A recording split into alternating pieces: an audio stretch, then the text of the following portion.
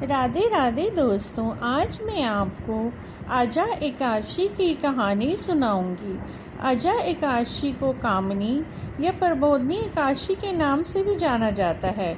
इस दिन भगवान विष्णु जी की पूजा की जाती है। रात्रि जागरण और व्रत करने से सारे पाप नष्ट हो जाते हैं।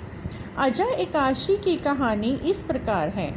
पुराणों में वर्णित आता है कि एक बार राजा हरिश्चंद्र, जिन्हें सत्यवादी के नाम से भी जाना जाता था, स्वप्न में ऋषि विश्वामित्र को अपना राज्य दान कर देते हैं।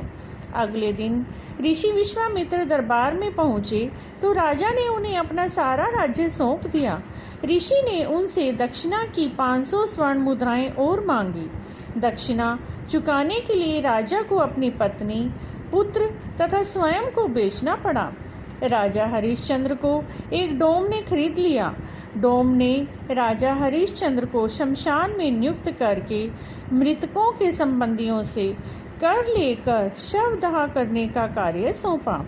उनको यह सब कार्य करते हुए कई वर्ष बीत गए तो एक दिन अचानक उनकी गौतम ऋषि से भेंट हो गई। राजा ने उनसे अपने ऊपर बीती सभी बातें बताई तो मुनि ने उन्हें इसी अजा एकादशी का व्रत करने की सलाह दी। राजा ने यह व्रत करना आरंभ कर दिया।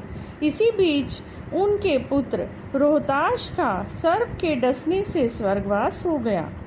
जब उनकी माता अपने पुत्र को अंतिम संस्कार हेतु शमशान पर लेकर आई तो राजा हरिश्चंद्र ने उनसे शमशान का कर मांगा, परंतु उनके पास शमशान का कर चुकाने के लिए कुछ भी नहीं था।